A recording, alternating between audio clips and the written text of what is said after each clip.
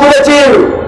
আমাদের এই আওয়াজ টেকনাফ থেকে তেতুলিয়া, রূপসা থেকে পাতুরিয়া, সমগ্র বাংলায় আজকে প্রত্যেকটি ঘরে ঘরে আমাদের এই ভারত বিরোধী ধ্বনি আজকে সমস্যার উচ্চারিত হচ্ছে। ইতিমধ্যে আমরা বিএনপিকে আহ্বান জানিয়েছিলাম, দেরিতে হলেও বিএনপি সাংগঠনিকভাবে দলীয়ভাবে ভারতীয় আধিপত্যবাদের বিরুদ্ধে রাজপথে নেমেছে। আমরা বিএনপির নেতৃত্বকে ধন্যবাদ জানাই।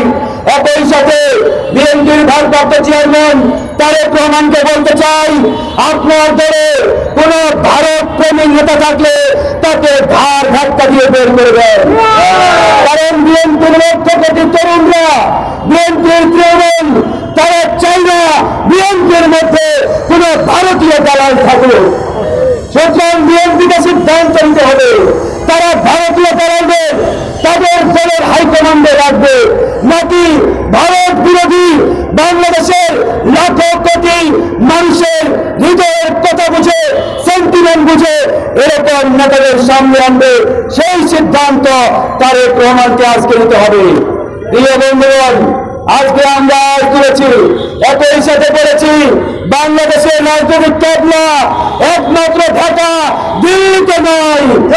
যদি মনে করে আমাদের রাজনৈতিক ক্যাবলা দিল্লিতে রয়েছে, তাহলে আমরা বলতে চাই হাসিনার সাথে আপনাদের মোলাকাত খুব শীঘ্রই হতে যাচ্ছে। জনগণ হাসিনার দর্শকদের এই ঢাকায় জায়গা দেয় নাই। সুতরাং কেউ যদি মনে করেন দিল্লিকে রাজনৈতিক ক্যাবলা বানিয়ে রাষ্ট্রীয় ক্ষমতায় যাবেন, ক্ষমতার গদিতে বসবেন, এই স্বপ্ন দেখা বাদ দেন। এই স্বপ্ন বাংলাদেশে কিয়ামত পর্যন্ত ইনশাআল্লাহ বাস্তবায়ন হবে না। বন্ধুগণ, আমরা গণ অধিকার পরিষদ একবারে শুরু থেকে ভারতীয় আধিপত্যবাদ আগ্রাসনের বিরুদ্ধে আমাদের যে লড়াই, যে সংগ্রাম, এটি চালিয়ে যাচ্ছি এবং আমাদের এই লড়াই চলবে।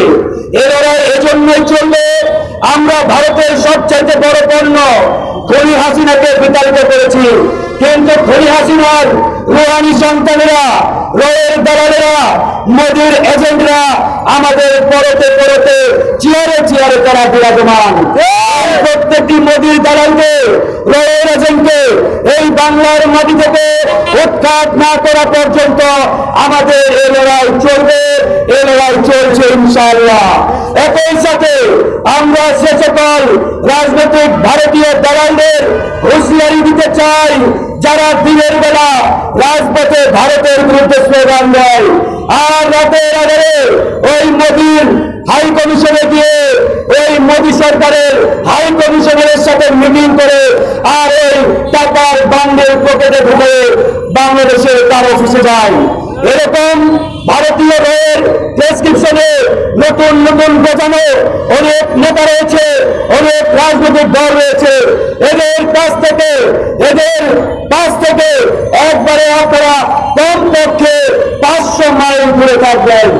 মনে রাখবেন, হাসিনাকে বাংলাদেশ থেকে বিতাড়িত করতে দীর্ঘ 16টি বছর সময় লেগেছে এই তথাকথিত তরুণ নেতা নামের ভারতীয় দালালদের কারণে।